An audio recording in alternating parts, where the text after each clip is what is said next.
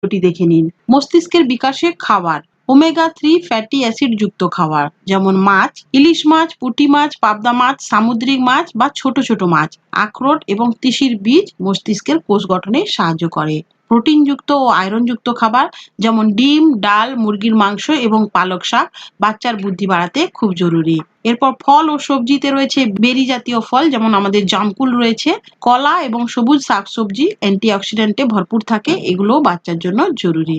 2 নম্বরে রয়েছে পর্যাপ্ত ঘুম ও ভালোবাসা। বন্ধুরা, ঘুম হচ্ছে শিশুদের চার্জিং পয়েন্ট। গবেষণা বলছে ছোট বাচ্চাদের দিনে অন্তত 11 থেকে 14 ঘন্টা ঘুম দরকার। ঘুমের মধ্যেই ব্রেন সব তথ্য প্রসেস করে। বাচ্চার সাথে হাসি খুশি থাকা এবং তাকে জড়িয়ে ধরা বা আদর করা তাদের মানসিক প্রশান্তি ও আত্মবিশ্বাসকে বাড়ায়। সবসময় মনে রাখবেন, শিশুর বয়স যত কম তার সাথে কথা বলার প্রয়োজনটা কিন্তু তত বেশি। ছোটবেলায় আপনি বাচ্চার সঙ্গে যত বেশি কথা বলবেন তার বুদ্ধিও কিন্তু তত ভালো হবে। বাচ্চার স্মৃতিশক্তি অনেক বাড়ে, বাচ্চার ভাষার দক্ষতা ও বুদ্ধি বাড়ে, বাচ্চার কমিউনিকেশন স্কিল মানে অন্যদের সঙ্গে যোগাযোগ করা, অন্যদের সঙ্গে কথাবার্তা বলার যে দক্ষতাটা, যেটা বড় হয়ে খুব প্রয়োজন, সেটাও কিন্তু এই ছোটবেলা থেকেই বাচ্চা শিখে যাবে। আপনি যা কিছু করছেন তার সামনে সেটাই আপনি তাকে ব্যাখ্যা করে বলুন। সে হয়তো কিছুই বুঝবে না, কিন্তু আপনার যে কথা বলা, আপনার ওয়ার্ড, আপনার শব্দ, সেগুলো কিন্তু সে জানতে পারবে, শুনতে পারবে। এবং আপনার যে এক্সপ্রেশন, আপনি যেভাবে বলছেন, যে ইমোশন দিয়ে বলছেন, বিভিন্ন কথার প্রেক্ষিতে যে বিভিন্ন ইমোশন থাকে বা আবেগ থাকে, সেটা বাচ্চা দেখবে এবং সেটা বাচ্চা আপনার কাছ থেকে শিখবে। বাচ্চাকে বড় বড় ছবিওয়ালা বই নিজে পড়ে বাচ্চাকে শোনান, এতে তার শব্দ ভান্ডার ও কল্পনা শক্তি বাড়বে।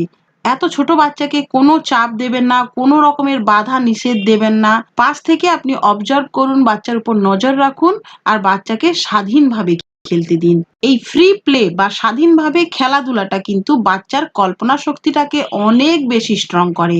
বাচ্চা সৃজনশীল হয়, অনেক বেশি ক্রিয়েটিভ হয়। বাচ্চা স্টোরি টেলিং, প্রবলেম সলভিং মানে সমস্যা সমাধানের দক্ষতাও কিন্তু এই ফ্রি প্লে থেকে বাচ্চা শিখে।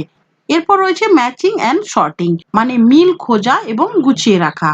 কখনো হয়তো আপনার বাচ্চা অনেকগুলো বল বা অনেক কিছু খেলনা নিয়ে খেলছে, তখন যদি আপনি দেখেন যে আপনার বাচ্চা লালের পাশে লাল রাখছে, নীলের পাশে নীল গুছিয়ে রাখছে, তাহলে বুঝবেন যে আপনার বাচ্চার মধ্যে এই ম্যাচিং এবং সর্টিং স্কিলটা ডেভেলপ করছে।